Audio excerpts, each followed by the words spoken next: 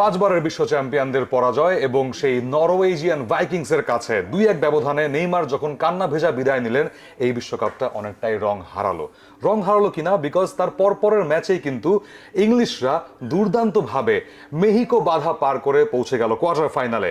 সবকিছু নিয়ে কথা হবে আজকে ডি বক্সে।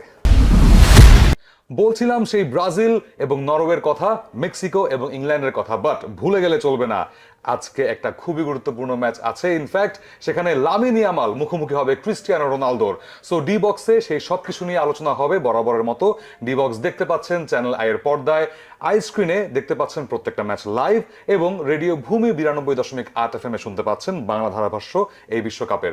বলবীর প্রান্তর হাজির হয়ে গেলাম বরাবরের মতোই, এবং সাথে নিয়ে এলাম আবারও আহমেদুদ্দিন পারভেজ। ইয়েস, আহমেদুদ্দিন পারভেজকে নিয়ে আসলাম সেখানে। সো আগের কথা আগে আসি।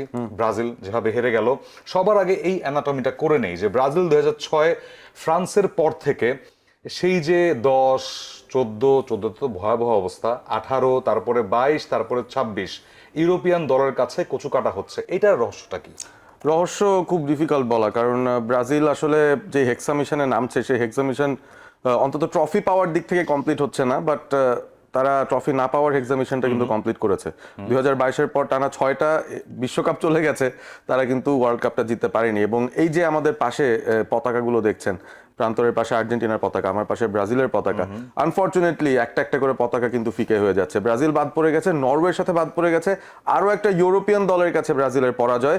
এবং এই ম্যাচটার যদি অ্যানাটমিটা বলি, সেটা প্রথম 10 মিনিটেই বোধহয় এপিটাফ লেখা হয়ে গিয়েছিল ব্রাজিলের, কারণ ব্রাজিল শুরুটা করেছিল অনেকটা রিয়াল মাদ্রিদ স্টাইলে। অ্যানচেলটি সেট আপ করেছিলেন একটা ট্রানজিশনাল কাউন্টার অ্যাটাক টিম হিসেবে দলটাকে, নরওয়ের পায়ে বল দিয়ে বলেছেন তোমরা এগিয়ে আসো, আমরা পেছনের স্পেস অ্যাটাক করবো। মার্টিনেলিকে স্টার্ট করিয়েছিলেন। কিছু পরিবর্তন ছিল এই দলটার মধ্যে, তবে ওই 10 মিনিটে কুনিয়ার এনে দেওয়া একটা পেনাল্টি, সেটা কে নেবেন এভাবে করে কিন্তু বল পাসিং হচ্ছিল। ধরেন আমি ভিনিসিয়াস, আপনি ব্রুনো গিমারেস, আমি আপনাকে বলটা দিয়ে চলে গেলাম, আপনি কি করলেন? লাথি দিয়ে বলটাকে পাঠিয়ে দিলাম সেই গোলকিপারের একদম হাতে, বেশ ভালো মতো ডিফ্লেক্টেড হয়ে বল চলে গেল সেই এভাবে করে তিনি পার করে দিয়েছেন। এবং এই যে একটা মিস পেনাল্টি এবং ব্রুনো গিমারেস নিয়েছেন, তারপর কিন্তু তার নিজের খেলাটাও বাজে হয়ে গেল, ব্রাজিল ডিমোরালাইজড হয়ে গেল। নরওয়ে বুঝতে পারলো যে এই ম্যাচে বোধহয় তারা একটা লাইফ লাইন পেয়ে গেছে। প্রথম হাফে আর তেমন কিছুই ঘটেনি, দুটো কিপার ভালো সেভ করেছেন, কিছু ভালো অ্যাটেম্প ছিল নরওয়ের কাছ থেকেও। এবং সেকেন্ড হাফে গিয়ে ওই আর্লিং হিম্যান হালান্ড, তার পারফরমেন্সটা শুরু হয়ে গেল। Oh my god, it was truly devastating performance. এবং সবচেয়ে বড় মজার ব্যাপার হচ্ছে যে হাল্যান্ড কিন্তু খুব বেশি রান নেন না, তিনি সবসময় কিন্তু প্রতিপক্ষের অর্ধেই থাকেন, অফসাইডে থাকেন না, চেষ্টা করেন যে কিভাবে থাকবেন তিনি অনসাইডে। এবং তারপরে তার কাছে যখন এরিয়ালে বলটা আসে, তখন তিনি হয়ে যান ক্ষিপ্রগতির। এবং this is very important, because aerial ট্যাকেলে গতকাল ব্রাজিল এবং নরওয়ে যেভাবে খেলেছে গেমটাকে, নরওয়ে কিন্তু সেই এরিয়াল অ্যাটাকগুলোতে প্রায় 70% বল উইন করেছে। এখানেই এই ডুয়েলস গুলো জয়ের কারণে কিন্তু নরওয়ে ওই যে হেডার থেকেই হালান্ডের গোল দিয়ে শুরু হলো, যেখানে গ্যাব্রিয়েল মাগালেশ একদমই তাকে মার্ক করতে পারেননি। সো ওইখানেই মনে হচ্ছিল যে ম্যাচটা শেষ। তারপরে কার্লো আনচেলত্তির সেই বলা যায় যে আলোচিত সব সাবস্টিটিউট গুলো চলে এসেছিল মাঠে, বাট নো রেজাল্ট। এডারসনকে আনা হলো, নেইমারকে আনা হলো, দানিলো সান্তোসকে নামানো হলো, মানে ফরওয়ার্ড না নামে অ্যানচেলটি সামহাও একের পর এক মিডফিল্ডার নামাচ্ছিলেন, এবং শেষে নেইমারকেও নামিয়েছিলেন। সো নেইমার এসে যেটা করলেন, কিছু চেষ্টা তার কাছ থেকে ছিল, কিছু ক্রিয়েটিভিটি দেওয়ার চেষ্টা তিনি করেছেন, তবে তার খেলা দেখে আসলে বোঝা যাচ্ছিল যে আগের সেই ছাপটা, যে নেইমারকে আসলে বল পায়ে দেখলেই প্রতিপক্ষের ডিফেন্ডাররা ভয়ে কাঁপতো, হাঁটু কেঁপে যেত, সেই ধরনের কোনো ঘটনা কিন্তু ঘটেনি। এবং দিন শেষে নেইমার তার বিশ্বকাপের শেষ গোলটা বোধহয় দিয়েই ফেলেছেন, একটা পেনাল্টি থেকে যদিও এসছে, বাট সেটাও হয়ে গেছে যখন ম্যাচটা প্রায় শেষই বলা যায়, মোটামুটি শেষ কিক থেকে। এবং হালান্ড তার আগে দ্বিতীয় গোলটা করে নরওয়েকে মোটামুটি 2-0 গোলে একটা সেফ জোনে নিয়ে গেছেন। তখনই বোঝা গিয়েছে যে ব্রাজিল আসলে এই ম্যাচে আর ফিরতে পারছে না। মানে কমেন্টেটরের ভাষায় সেটা ছিল একটা ট্রেনিং সেশন সেই হালান্ডের জন্য। এবং আমরা এই ডি বক্স থেকে অবভিয়াসলি নেইমার জুনিয়রকে জানাচ্ছি ফেয়ারওয়েল, পরবর্তী জীবনটা অবশ্যই আপনার আরো ভালো হোক। এবং আরো একটা টিমকে ফেয়ারওয়েল জানাতে হয়েছে, সেটা হচ্ছে মেক্সিকো, যারা কিনা ঘরের মাঠে 13 বছর ধরে ছিল অপরাজিত। শেষ পর্যন্ত সেই থমাস টুখেলের ইংল্যান্ডের কাছে শেষ পর্যন্ত পরাজয় বরণ করে তাদেরও কিন্তু বিদায় হয়ে গেল এই রাউন্ড অফ 16 থেকে। হ্যাঁ, এবং হাই অল্টিটিউড, অক্সিজেনের অভাব, এই ধরনের যে প্রবলেমগুলো ইংল্যান্ডকে ফেস করতে হবে, অনেকে বলছিল, তারা খুব ভালোভাবে ব্যাপারটা বুঝেছিল যে ম্যাচের শুরু থেকেই যদি তারা অ্যাটাক না করতে পারে, তাহলে হয়তো খুব আগে দম ফুরিয়ে যাবে। সো এই কারণে আমরা মোটামুটি এটাকে ফুটবল না না বলে ইংল্যান্ড মেক্সিকোর ম্যাচটাকে একটা বাস্কেটবল ম্যাচ বলতে পারি, যেখানে ফার্স্ট হাফে দুই দলই যতবার আক্রমণ প্রতি আক্রমণে যাচ্ছে মনে হচ্ছে একটা করে বোধহয় গোল হবে, হয়নি। এবং তারও আগে একটা ব্যাপার যে ম্যাচটা কিন্তু শুরু হয়েছিল 1 ঘন্টা ডিলে করে, কারণ আবহাওয়ার একটা সমস্যা হয়েছিল, যে কারণে ম্যাচটা 1 ঘন্টা পিছাতে বাধ্য হয়েছিলেন কর্মকর্তারা, এবং শেষ পর্যন্ত ম্যাচ যখন শুরু হয় ইট ওয়াজ আ বাস্কেটবল গেম। ফার্স্ট হাফের মোটামুটি 30 মিনিট পর্যন্ত মনে হচ্ছিল যে কোনো দলই গোল দিতে পারে, তবে ইংল্যান্ড ডেডলকটা ভেঙেছে, আবারও ঘুরে ফিরে এসে জুড বেলিংহাম 1 মিনিটের ভেতরে তিনি 2টো গোল দিয়ে ইংল্যান্ডকে হঠাৎ 2-0 গোলে এগিয়ে দিলেন। তারও 1-2 মিনিট পরে কুইনোনেস একটা কাউন্টারে গোল দিয়ে তিনি আবার মেক্সিকোকে 2-1 ফিরিয়ে আনলেন। সো গোলের বন্যা বয়ে যাচ্ছিল ফার্স্ট হাফে।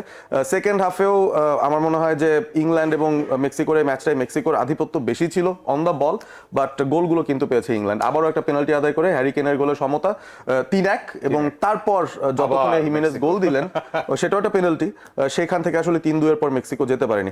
এই ম্যাচটা দেখে একটা জিনিস আমার আসলে মনে হয়েছে প্রান্ত, সেটা হচ্ছে যে ব্রাজিল দলটায় ইভেন একটা রাউল হিমেনেজ থাকলেও কি তারা গতকাল উদ্ধার পেতেন কিনা।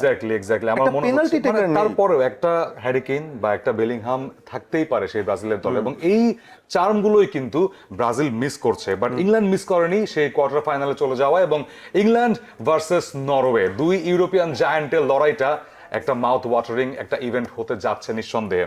সো তারপরে যদি আজকের ম্যাচগুলোতে আসি, যেহেতু দুজন জার্সি পরে আছি বুঝতেই পারছেন, it's Lamine Yamal versus Cristiano Ronaldo. যে কোনো একজন মহাতারকা বিদায় নেবেন এই বিশ্বমঞ্চ থেকে, এবং তার বিদায়টা অবশ্যই ফুটবলের জন্য অনেকটা বড় ক্ষতির কারণ হয়ে থাকবে, বিকজ ক্রিস্টিয়ানো রোনালদো জানিয়ে দিয়েছেন যে এটাই, এই বিশ্বকাপটাই তার ক্যারিয়ারের, আন্তর্জাতিক ক্যারিয়ারের শেষ। কি বলবেন, bidding farewell to Ronaldo or Yamal? আজকে রাতেই হতে পারে রোনালদোর বিদায়, এবং এই ধরনের এক একটা হার্ট ব্রেকিং মোমেন্ট আমরা প্রত্যেক দিনই আসলে পাচ্ছি। নেইমারের বিদায়টা আমরা দেখলাম, তার আগে জার্মানরাও কেউ কেউ বিদায় নিচ্ছেন, নয়ার বিদায় নিয়েছেন নেদারল্যান্ডসের হয়ে, আমি জানি না ভ্যান ডাইকও হয়তো বিদায় নিতে পারেন, তার বয়সের যে অবস্থা আগামী 4 বছর পর তো তিনি খেলতে পারবেন না।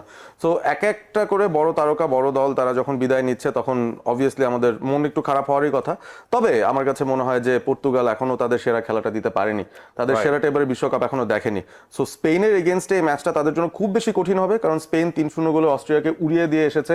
পর্তুগাল স্ট্রাগল করে ক্রোয়েশিয়ার সঙ্গে কোনো মতে খানিকটা ভাগ্যের ছোঁয়ায় 2-1 গোলে বের হয়ে এসেছে।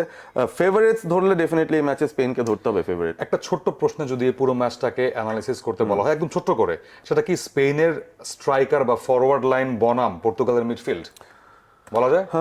হ্যাঁ, বলা যেতে পারে, কিন্তু আবার এখানে ওই দুই টিমের মিডফিল্ডকেই তো অনেক হাইলি রেট করে। আপনি যদি স্পেনের হেড কোচ দেলা ফুয়ান্তেকে জিজ্ঞাসা করেন যে আপনার টিমের স্ট্রেংথ কোথায়, তিনিও কিন্তু বলবেন মিডফিল্ড। দিন শেষে আমার মনে হয় যে এই দুটো কোয়ালিটি মিডফিল্ডের একটা battle midfield, right? More or less তাই হবে। এক্স্যাক্টলি, মোর অর লেস তাই হতে যাচ্ছে সেখানে, এবং একজনের বিদায় তো সেখানে নিশ্চিত অর্থেই হবে। লামিন ইয়ামাল, ক্রিস্টিয়ানো রোনালদো, কে বিদায় নেবেন আজকে? ইউএসএ বেলজিয়াম, একটা ইন্টারেস্টিং একটা ফ্যাক্ট কিন্তু আছে এই ম্যাচটাতে। ইউএস এর গত ম্যাচে আমরা দেখছিলাম বালোগান, তিনি কিন্তু লাল কার্ড খেয়েছিলেন, কিন্তু সরাসরি সারপ্রাইজিংলি, ডিরেক্ট লাল কার্ড, কিন্তু সারপ্রাইজিংলি তিনি এই ম্যাচে খেলবেন। হাউ? অদ্ভুত ব্যাপার। সবাই কিন্তু আমরা হাই হুতাশ করছিলাম যে ইউএস এর সবচেয়ে বড় তারকা, বিগেস্ট গোল স্কোরার বালোগুন, তিনি লাল কার্ড খেয়েছেন, তিনি সামনের দুটো ম্যাচ খেলতে পারবেন না। ইউএস এর ইম্পর্টেন্ট ম্যাচ আছে নকআউট ফেজে। তবে আমরা যেটা খবর পেলাম আজকে, সেটা হচ্ছে যে ফিফা তাদের তরফ থেকে একটা স্টেপ নিয়েছে, সেটা হচ্ছে একটা নিয়ম আছে তাদের রুল বুকে, আর্টিকেল নাম্বার 27। সেই 27 আর্টিকেল অনুযায়ী তারা যে কাজটা করেছে, বালোগুনের এই যে লাল কার্ডের শাস্তি সেটাকে পিছিয়ে দিয়েছে, অর্থাৎ এই পানিশমেন্টটা ডিলে করে দিয়েছে বিশ্বকাপের পরের একটা সময়। এই দুটো ম্যাচ যে তিনি সাসপেন্ডেড, সেই দুটো ম্যাচের সাসপেনশনটা থাকবে, বাট বিশ্বকাপের সময় তাকে খেলতে অ্যালাউ করা হচ্ছে। তাহলে বলা যায় বেলজিয়াম কি ট্রাম্প হয়ে গিয়েছে? বেলজিয়াম ট্রাম্প হতে পারে, এখানে কিন্তু অনেক জায়গা থেকে অনেক প্রশ্ন আসছে যে আসলে এই বিশ্বকাপে ইউএসএ কে কি একটু সুবিধা দিয়ে দেওয়া হলো কিনা এই কাজটা করে।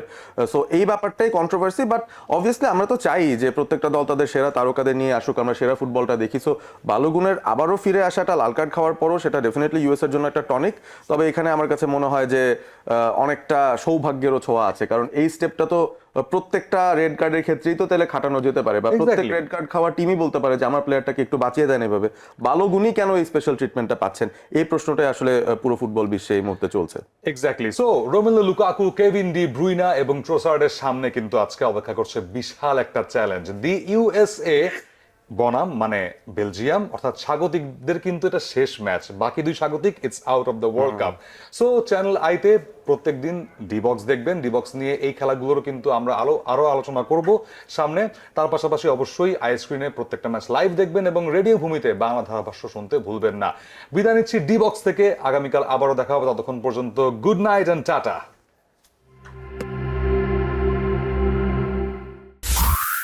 রেডিও ভূমি 92.8 FM।